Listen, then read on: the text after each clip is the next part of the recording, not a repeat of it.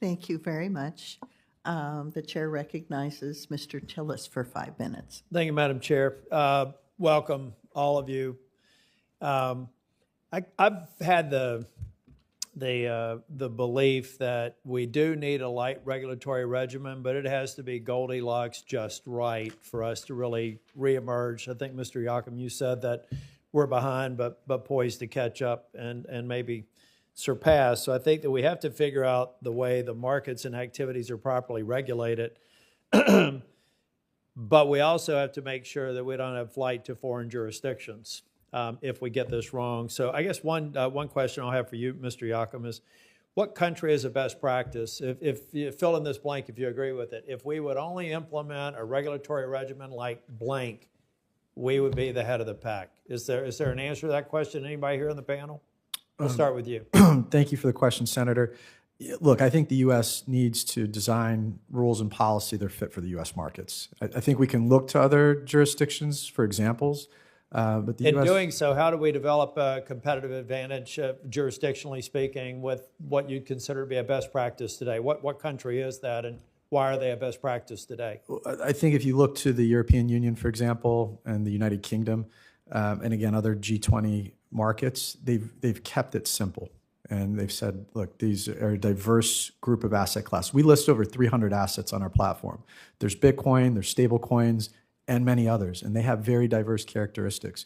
But if you start drawing complex lines and complex texts and bifurcate markets, that becomes problematic. So I think we can look to simplicity as an example. Ms. Mazzari, you have anything to say to that? I think this is a great question. I think maybe I'll focus a little bit on the stable coin front. Yep. I think proposals in the EU might make some mistakes. Proposals in the UK might make some mistakes, either in getting the reserve requirements too restrictive. Very few are too permissive. My concern with overly restrictive reserve requirements is it really makes it difficult for new entrants to come into the markets and instead favors... Have you looked at any of the proof of reserves proposals here in Congress? I haven't actually on the proof of reserves point. But I think if we get, to your point, the Goldilocks positioning just right, we can have better competitive markets for stablecoin issuance, which I think is what's really needed. I don't think we have that today with our duopoly. Mr. Cohen, where do you think the biggest gaps are for the U.S.? What if you were instructing us on prioritizing tranches of regulations? What must come in the first tranche? Thank you, Senator. One point you asked about regarding other jurisdictions and the U.S. and what we can take away, it's important to bear in mind the U.S. has a bifurcated market regulatory structure with the CFTC and the SEC. So right off the bat, one of the first things that needs to be done is have a clear policy around how market participants can determine, am I engaged in a securities transaction, am I not? That's caused immense consternation for everyone in the space, be they centralized exchanges, people who act as broker-dealers, issuers, and others.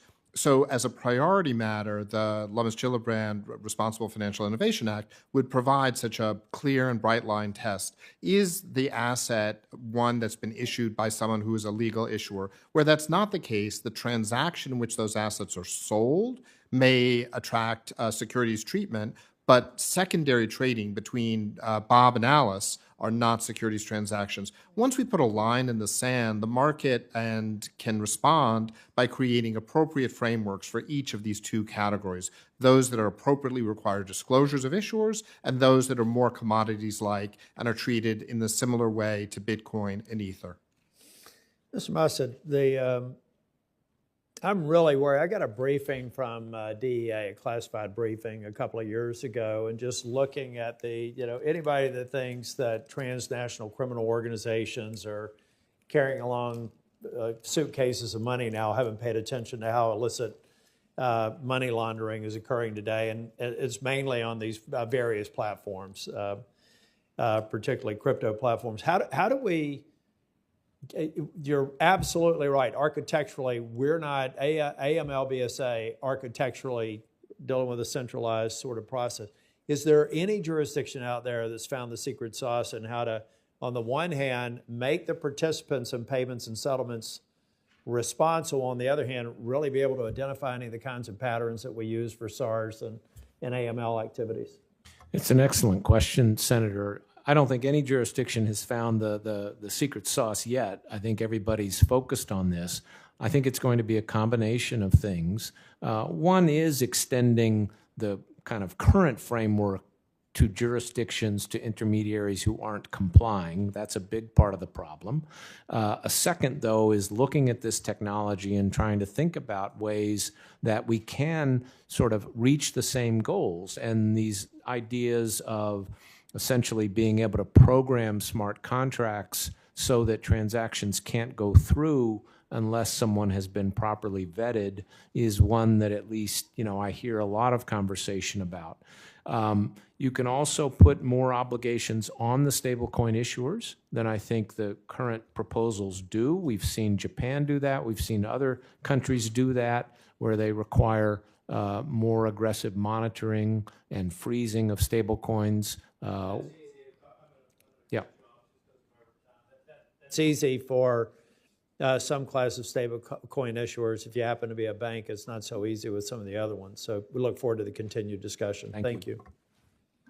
We're pleased to welcome Senator Warner. Do you